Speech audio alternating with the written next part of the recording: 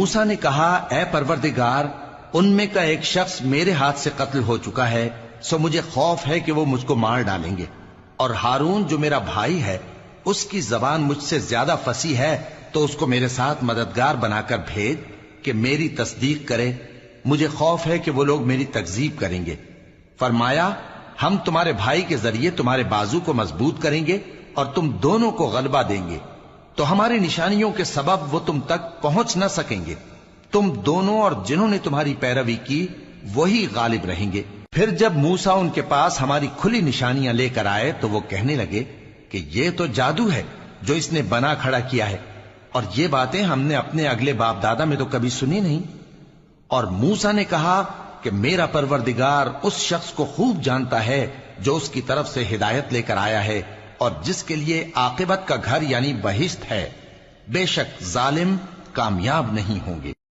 انہوں نے موسیٰ سے کہا کہ میں چاہتا ہوں کہ اپنی ان دو بیٹیوں میں سے ایک کو تم سے بیاہ دوں،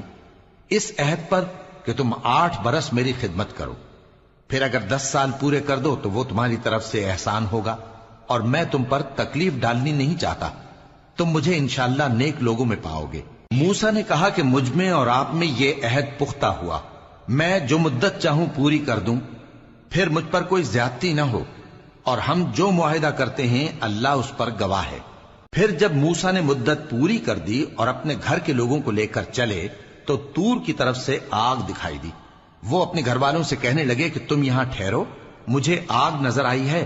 شاید میں وہاں سے رستے کا کچھ پتہ لاؤں یا آگ کا انگارہ لے آؤں تاکہ تم آگ تاپو۔ سو جب اس کے پاس پہنچے تو میدان کے دائیں کنارے سے ایک مبارک جگہ میں ایک درخت میں سے آواز آئی کہ اے موسیٰ، یہ میں ہوں اللہ، تمام جہانوں کا پروردگار، اور یہ کہ اپنی لاٹھی ڈال دو۔ سو جب انہوں نے دیکھا کہ وہ حرکت کر رہی ہے گویا سانپ ہے تو پیٹ پھیر کر چل دیے اور پیچھے مڑ کر بھی نہ دیکھا۔ فرمایا موسیٰ آگے آؤ اور ڈرو مت،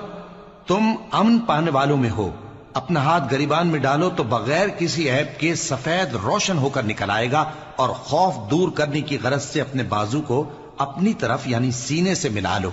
یہ 2 دلیلیں تمہارے پروردگار۔ اور فرعون نے کہا کہ اے اہل دربار، میں اپنے سوا کسی کو تمہارا خدا نہیں جانتا، سو اے حامان میرے لیے گارے کو آگ لگا کر اینٹیں پکا دو، پھر ایک اونچا محل بنا دو تاکہ میں موسیٰ کے خدا کی طرف چڑھ کر اسے جھانک لوں، اور میں تو اسے جھوٹا سمجھتا ہوں۔ اور وہ اور اس کے لشکر ملک میں ناحق مغرور ہو رہے تھے اور خیال کرتے تھے کہ وہ ہماری طرف لوٹ کر نہیں آئیں گے، تو ہم نے اسے اور اس کے لشکروں کو پکڑ لیا، آخر ہم نے انہیں سمندر میں پھینک دیا، سو دیکھ لو کہ ظالموں کا کیسا انجام ہوا۔ اور ہم نے ان کو پیشوا بنایا تھا،